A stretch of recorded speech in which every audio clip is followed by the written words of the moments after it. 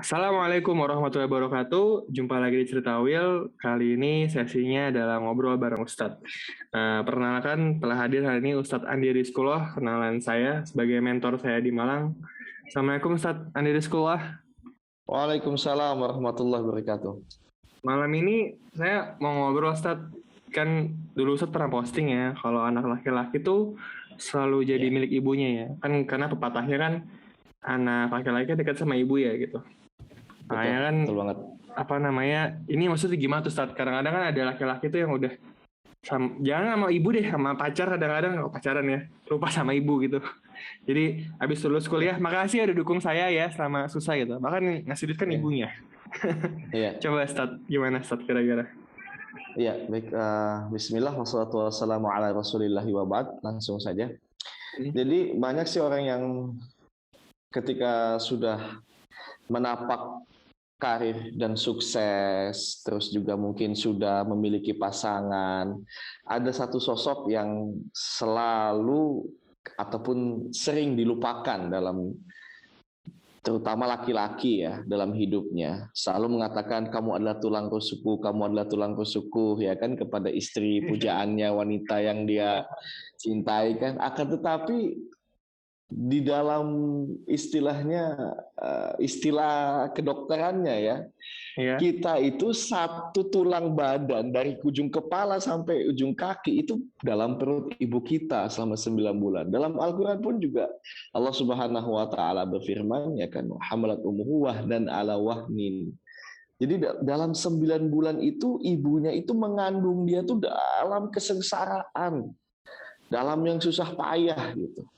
Dan Aisyah pernah bertanya kepada Rasulullah SAW, ya Rasulullah, kepada siapa perempuan itu akan mengabdi atau menjadi milik siapa perempuan itu, wanita itu ketika dia sudah besar? Rasulullah menjawab, kepada suaminya kalau dia sudah menikah, ya kan?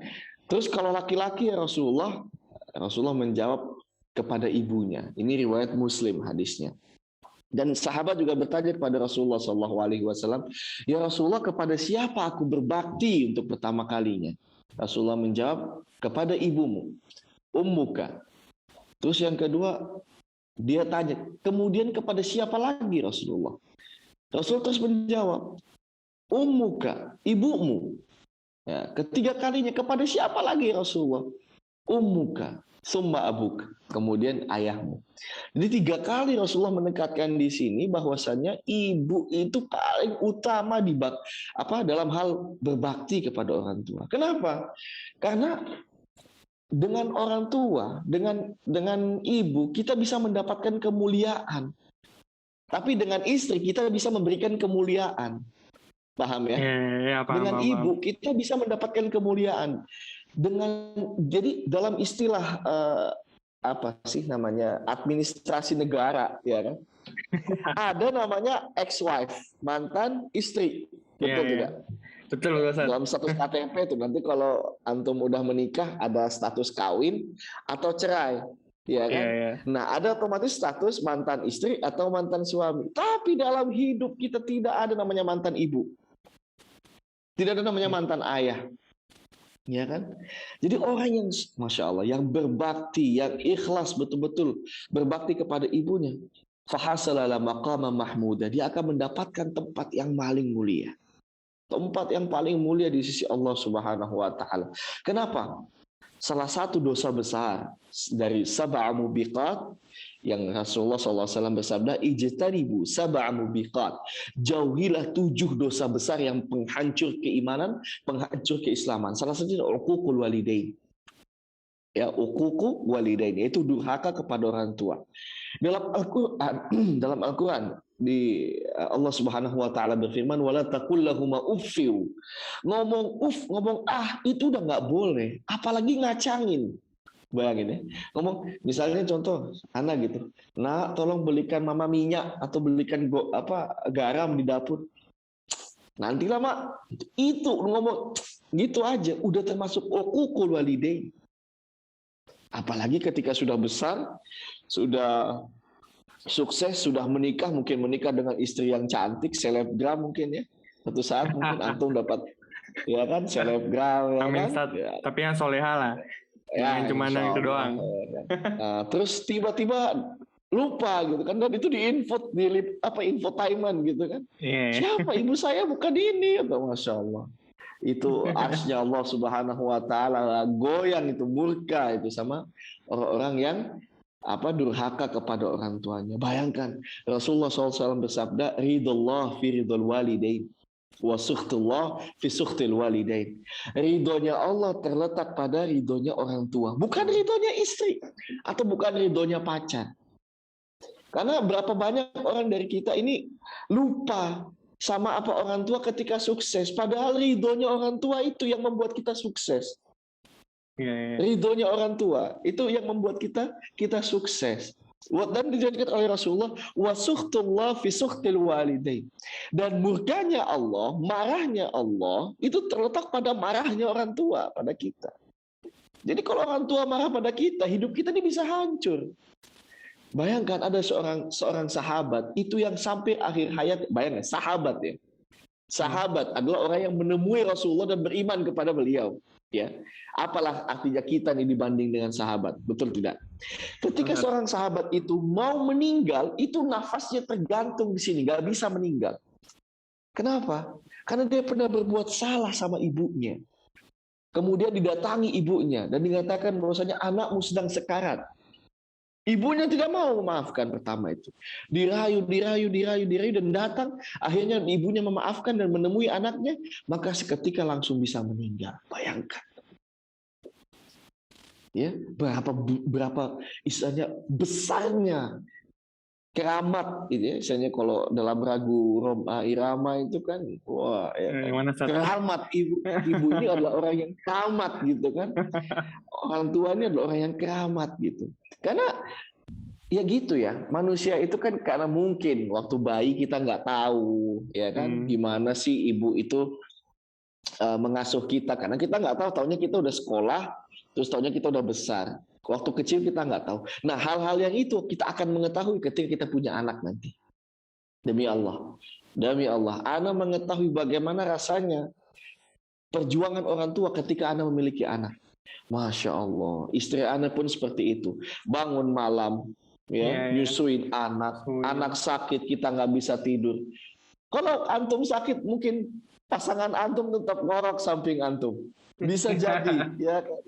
Tapi kalau ibu, subhanallah. Dan jadi pesan anak malam hari ini, demi Allah, ketika seseorang yang masih memiliki ibunya hari ini, coba peluk, cium, dan katakan, Bu, saya sayang sama ibu. Saya cinta sama ibu. Aduh, Masya Allah. Kebetulan ibu Ana lagi jauh nih sama Ana nih. Ya, saya sayang sama ibu. Ya, maafkan saya ibu kalau pernah berbuat salah. Mudah-mudahan pada malam hari itu Allah Subhanahu Wa Taala dengar doa antum dan Allah Subhanahu Wa Taala ridho pada antum karena antum telah membuat ibu antum ridho. Itu mungkin dari Ana. Wallahu taala alam bishawab. Jadi Ana juga sering lihat saat orang itu kalau sama ibunya jahat ya kadang rezekinya tuh carut marut gitu. Tapi kalau sama ibunya baik, mau dia gaji berapa dikasih berapa ke ibunya, tapi ada rezeki lagi gitu. Saat Ana ngerasain sendiri, Allah ya beneran. Betul. Serat orang yang durhaka dan pelit sama orang tuanya itu serat rezeki, nggak akan sukses. Tapi ada suratnya Ustaz ya kalau sedekah utama tuh ke orang tua ya. Ada nggak sih Ana pernah dengar ya? Ya, betul. Sedekah utama itu adalah pada orang tua. Rasulullah Shallallahu Alaihi Wasallam bersabda, Yadul ulya khairum minal yadi sufla. Tangan di atas lebih baik daripada tangan di bawah. Maksudnya apa? Sedekah, ya kan? Berarti bukan maksudnya kita, tangan di atas pada tangan bawah, bukan. Itu taruh tangan di atas saja. Main ini apa? Bukan gitu. Maksudnya adalah orang yang rajin sedekah, orang yang menafkahi, ya, orang yang mengeluarkan hartanya. Tangan di atas lebih baik tangan di bawah. Wabda biman ta'ul, kata Rasulullah, mulailah dari ta'ul, dari tanggunganmu, dari kata a'ilah, ta'ul. Jadi yang kita tanggung atau orang-orang terdekat kita. Orang yang paling dekat sama kita siapa? Yang paling pertama? Oh, ibu sih. Kalau Ana sih ibu sih. Orang tua. Betul sekali. Karena ya seperti itu. Ketika seorang di dunia ini berhenti mencintai kita, Tapi ada satu orang istilahnya yang tidak pernah mengkhianati cinta kita, yaitu adalah ibu kita sendiri. Ya, ibu kita sendiri. Wanita yang selalu mencintai kita, baik kita jelek ataupun kita baik, ya kan? Syekh Sya'rawi itu pernah berkata gini, al-hubb, cinta, ya cinta, itu artinya adalah tawajuhul qalb ila ghairihi, ya kan, tawajuhul qalb ila ghairihi, yaitu berpalingnya hati, arahnya hati itu kepada sesuatu yang dituju, ya kan. Nah, hub itu, cinta itu terbagi atas dua. Ada yang hub cinta secara akal, contohnya ini ya, cinta secara akal, mau ya secara akal, ente minum obat, ya kan, ente minum obat itu ente tahu setelah minum obat itu akan datang kesembuhan. Oleh karena itu saya minum obat. Saya cinta dengan obat karena mendatangkan kesembuhan. Ada sebab dan manfaat di dalam itu. Jadi ada mutualismenya. Ketika saya cinta dengan pekerjaan saya, otomatis saya akan mendapatkan hasil yang banyak. Itu cinta. Cinta adalah bil-aqli, cinta al-aqli. Tapi ada cinta yang tidak memakai akal dan pikiran, yaitu cintanya orang tua sama kita. Cinta yang tidak pakai alasan apapun. Cinta yang di luar nalar. Bayangkan ketika kita kesusahan, kita kesulitan, mungkin semua orang akan lari. Kenapa? Pasanganmu akan membuatmu bisa menjadi miskin, tapi ibumu akan membuatmu menjadi orang yang paling kaya di muka bumi. Itu, ya, insyaallah. Kadang pasangan ada yang malah bikin pusing saat ya, kalau ibu mah nge-support terus, wah sabar nak ya. Iya. Antum ingat gak pantun, ada uang abang sayang, tak ada uang abang ditendang. Ya. Old school banget, lama banget zaman saya SD kayaknya. Iya, dan itu old school tapi prakteknya sampai hari ini kan. Kalau sama ibu kan nggak ada uang, bukan tendang, malah dikasih uang kan, kayak waduh. Malah dikasih uang, udah makan belum? Walaupun udah gede, udah apa ya kan, udah makan belum tong? Ayo makan nih, ya kan? udah gawe kita mau ditanyain ya sama ibu. Masih ya kan? anak kecil aja kan, nggak dirongrong gitu. Betul itulah, insyaallah. Ya mudah-mudahan kita semua yang ada di sini dan menonton podcast ini termasuk orang-orang yang berbakti lah pada orang tuanya dan dekat selalu pada ibunya, insyaallah. Ustaz, semoga selalu diberi rezeki Ustaz ya untuk bakti sama orang tua Ustaz ya. Ya amin ya rabbal alamin. Penutup Ustaz apa gimana?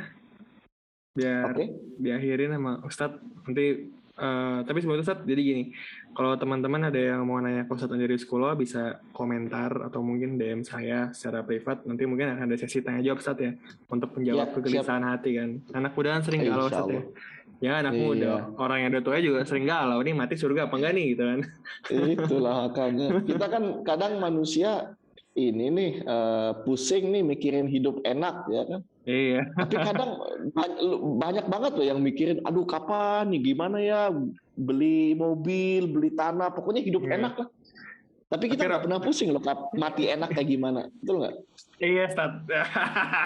Karena baru kepikiran. Iya, mati enak kayak gimana? Coba, anak selalu berpikir, I am always think about beautiful death, mati yang indah, kematian yang indah, husnul khotimah.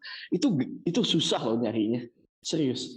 Kalau kita ngusahain mobil ya, semahal-mahalnya mobil apa sih Lamborghini, kalau dikerjain, bener ditekunin, dapat kok. Tapi kalau mati dengan mengucapkan kalimat syahadat dan tersenyum dengan Masya Allah di hari yang mulia misalnya, dia meninggalnya dengan syahid, terus mungkin di hari Jumat dengan tanda-tanda yang keningnya mengeluarkan keringat seperti biji jagung dan tersenyum, itu subhanallah, ana lebih milih mati yang seperti itulah daripada yang dunia dengan seisi-isinya, ibaratnya seperti itu. Kan kalau ya ini kalau dunia kan nanti bisa habis ya, maksudnya Lamborghini bisa rusak gitu. Cuman kalau gini ya, kayak Lamborghini bisa hitung harganya 1M misalnya kan ibaratnya gitu. Kalau kematian yang indah kan kita nggak bisa menakar ya, gimana nih caranya gitu. Ya, nah tapi di sini makanya bahas ini salah satunya sebagai penutup ya kan. Ibnu Qayyim al-Jauziyah pernah berkata, seseorang yang berbakti kepada ibunya tidak akan sakit sakaratul mautnya. Allah. Oh, Tidak akan sakit sakaratul mautnya. oh. Baik dulu selesai sama ibu saya. Sering marah-marah, sering berantem. Iya. Jadi gitu Sat ya, siapa yang berbakti Ya. sama ibunya, insya Allah nggak bakal sakit sakaratul maut ya, Sat ya. Tidak akan sakit sakaratul maut. Dan itu yang Anda pegang sampai hari ini. Karena yang susah tuh bukan mengejar dunia, tapi mengejar mati yang indah itu ya. Betul banget. Nah, maka dari itu teman-teman semua, sekali lagi makasih udah dengar cerita Will hari ini ngobrol bareng Ustadz, yaitu Ustadz pendiri sekolah. Semoga kita selalu diberi lindungan dan juga hidayah untuk tetap bisa berbakti sama orang tua dan mengejar kematian yang indah, itu kematian husnul khotimah. Maka dari itu makasih semuanya. Amin. Assalamualaikum warahmatullahi wabarakatuh.